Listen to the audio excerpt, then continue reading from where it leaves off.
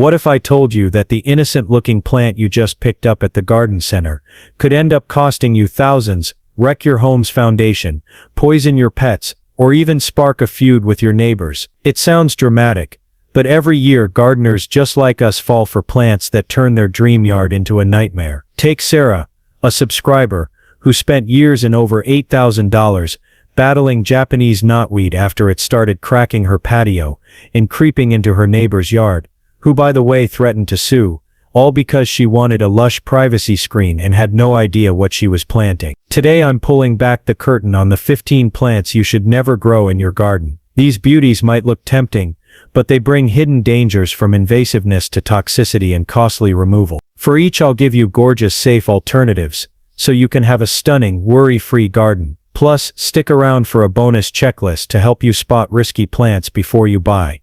Welcome to Garden Homes, where we turn garden regrets into garden wins.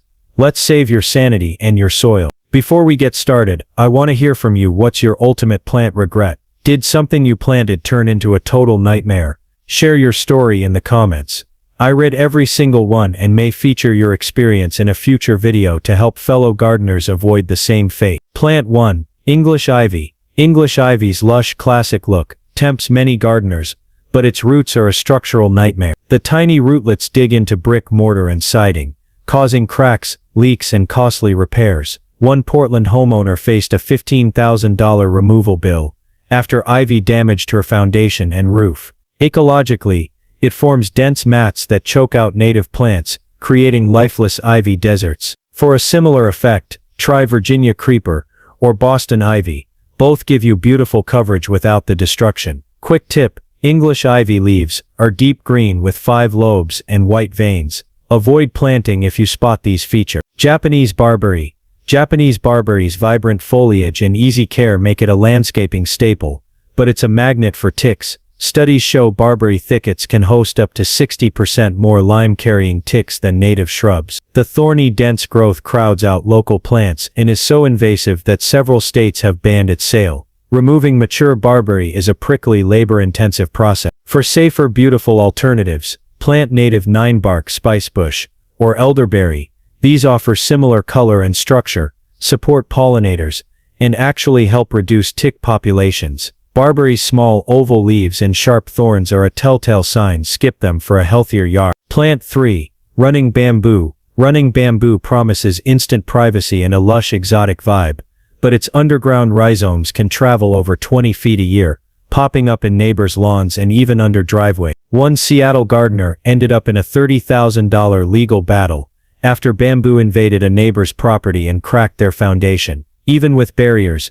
bamboo often escapes. For privacy, try clumping bamboo, like Furgisia, or native hedges, such as American hornbeam. If you're set on bamboo, keep it in large containers and inspect regularly for runaway shoots. Remember, running bamboo's thin, fast-spreading canes are a red flag for trouble. Wisteria. Asian wistaria's dramatic purple blooms look magical, but its vines grow up to 30 feet a year, crushing trellises, gutters and even mature trees. Unlike the manageable American wisteria, Asian types require constant heavy pruning.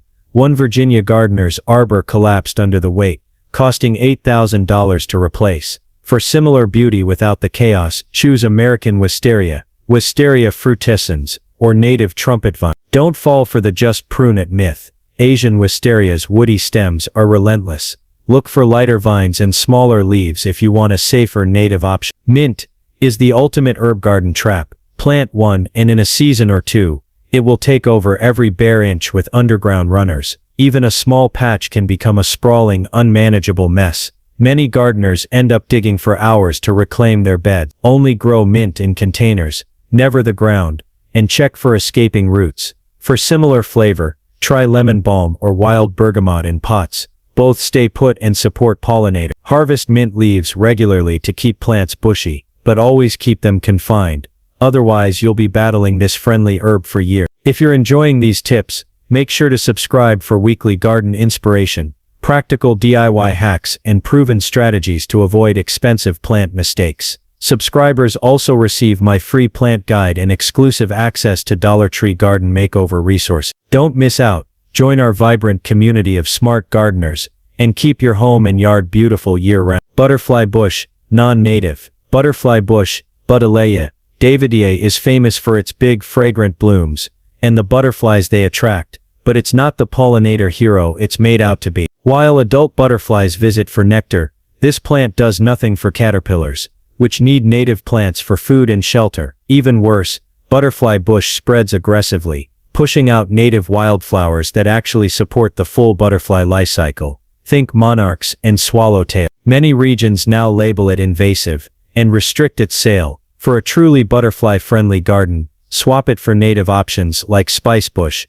wild bergamot, or asters. These feed caterpillars and adults, helping your garden buzz with life while protecting local ecosystem. Norway maple. Norway maple tempts with its fast growth and dense shade, but it's a silent landscape killer. Its thick canopy blocks sunlight so thoroughly that nothing grows beneath it, not even grass or spring bulb. The shallow, spreading roots suck up water and nutrients, outcompeting every other plant and even cracking sidewalks and driveways. It's so problematic that many cities have banned new plantings. Instead, try native trees like sugar maple, red maple, or oak. These provide beautiful shade, brilliant fall color, and vital habitat for birds and pollinators. Plus, they let understory plants flourish, creating a layered, vibrant yard instead of a barren one. Plant purple loosestrife.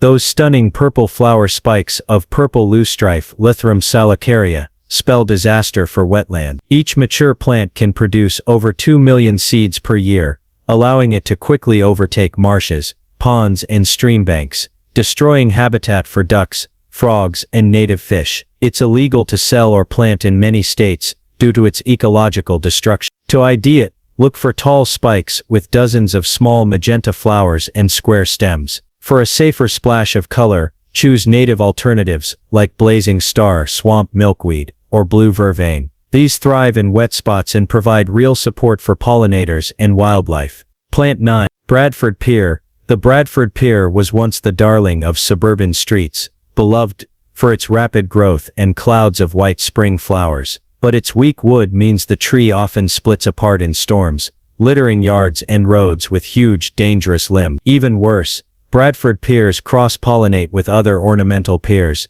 producing invasive offspring that invade fields and forests, outcompeting native trees.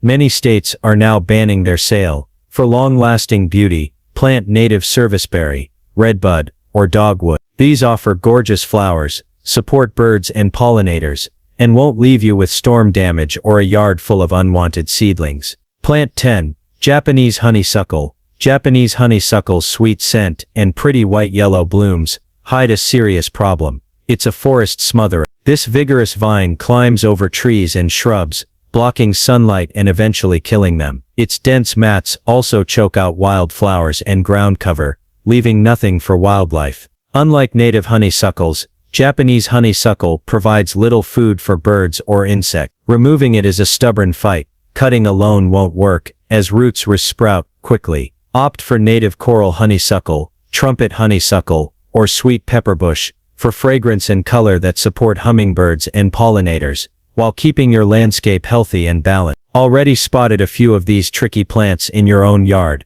Don't panic. You're definitely not alone, and there's absolutely hope for reclaiming your space. Stick around, because I'll share a super simple 3-step action plan at the end to help you fix this quickly and affordably. Meanwhile, are you planning a garden makeover this season? What's your biggest challenge? Stubborn invaders, tight budgets, or choosing the right plants? Share your thoughts in the comments, and if you're finding these tips helpful, tap like and subscribe for more weekly inspiration. Plant 11. Yellow Archangel. Yellow Archangel, Lamium gelabudnon, is a go-to for shady spots, thanks to its silvery foliage and golden blooms. But don't be fooled by its charm. Once planted, this perennial spreads like wildfire, sending out creeping stems that root wherever they touch soil. In woodland gardens, it quickly forms dense mats, choking out native wildflowers and spring ephemerals, and providing no real food or shelter for local wildlife. Removing Yellow Archangel is a headache. Every tiny root piece left behind can regrow, so even digging or pulling often leads to a frustrating cycle of regrowth. For a similar look without the ecological headache, try native ground covers like wild ginger, foam flower, or woodland fly. These thrive in shade, support pollinators, and won't turn your garden into an endless weeding project. Plant 12. Giant hogweed. Giant hogweed, Heracleum mantagasianum, is notorious for its towering height, up to 15 feet, and its umbrella-shaped white flower clusters, but its real danger is hidden in its sap. Even a brush against broken stems or leaves can transfer toxic sap to your skin, and when exposed to sunlight, it triggers severe burns, blisters, and lasting scars. Kids and pets are especially at risk, and the plant's resemblance to harmless wildflowers like cow parsnip or Queen Anne's lace makes accidental contact all too easy. Key ID tips: look for purple spotted stems, coarse leaves, and massive size. If you spot it, don't touch.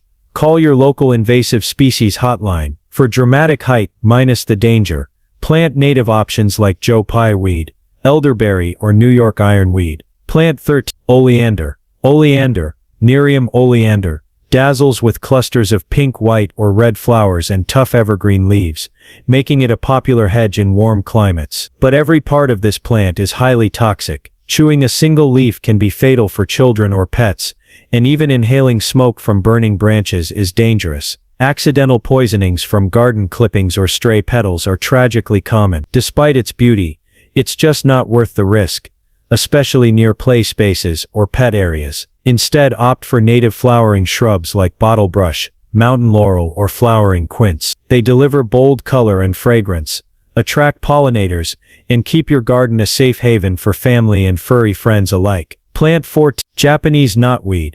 Japanese knotweed, Falopia japonica, looks harmless at first glance, with bamboo-like stems and lush leaves, but this notorious invader is a nightmare for homeowners. Its roots can grow over 10 feet deep and 20 feet wide, easily pushing through foundations, patios, and even asphalt. In some countries, just having knotweed on your property can tank your home's resale value or block a mortgage. Removal is costly and complex. DIY digging usually spreads it further, and professional eradication can take years and thousands of dollars. Never compost or toss cuttings in the trash, as fragments restart the invasion. For privacy or screening, choose clumping native shrubs like elderberry or viburnum, which are beautiful, non-invasive, and safe for your property's value. Plant 15. Morning Glory. Morning Glory, Epomoias, is beloved for its fast-growing vines and vibrant trumpet-shaped flowers, but not all types are garden-friendly. While annual varieties can be controlled,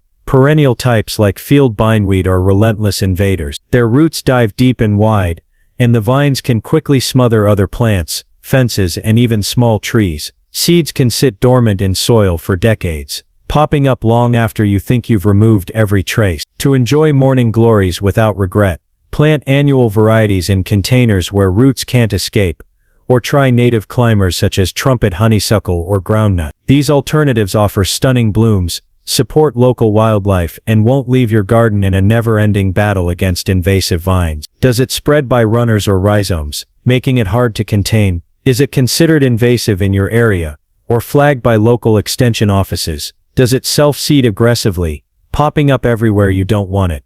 Is it toxic to pets, or humans, even in small amounts? Do reliable sources warn it needs control or may escape cultivation? Action plan for existing problem plants. Step 1. Assess and prioritize. Begin by surveying your garden and ranking problem plants based on urgency. Put anything toxic to kids or pets like oleander or giant hogweed at the top, followed by those threatening your home structure, such as Japanese knotweed, and finally fast-spreading nuisances like morning glory or yellow archangel. This helps you focus your energy where it matters most. Step 2. Safe removal. Schedule removal for the right season. Dormant periods are best. Use gloves and eye protection for toxic species, and consider hiring professionals for dangerous or stubborn plants. Always bag and dispose of invasive material according to local guidelines. Never compost. Step 3. Replacement and prevention. Prep soil thoroughly, then plant native alternatives that fill the same role.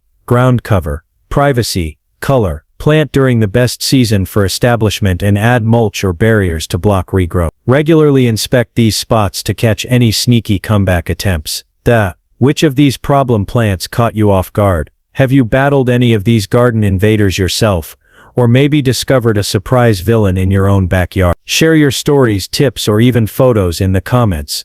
I absolutely love learning from your experiences, and your advice could help another gardener avoid a major headache. If you found this guide helpful, please hit that like button, and share it with a friend or neighbor who loves their garden as much as you do. Every like and share helps more people build beautiful, safe outdoor space. Don't forget to subscribe for fresh weekly videos packed with garden templates, plant guides, and easy DIYs. Next week, I'll reveal 15 must-have indestructible perennials, the dream team for effortless, gorgeous flower beds all season long. You won't want to miss. Thanks for being part of the Garden Homes community. Keep growing, keep creating, and I'll see you in the next upload.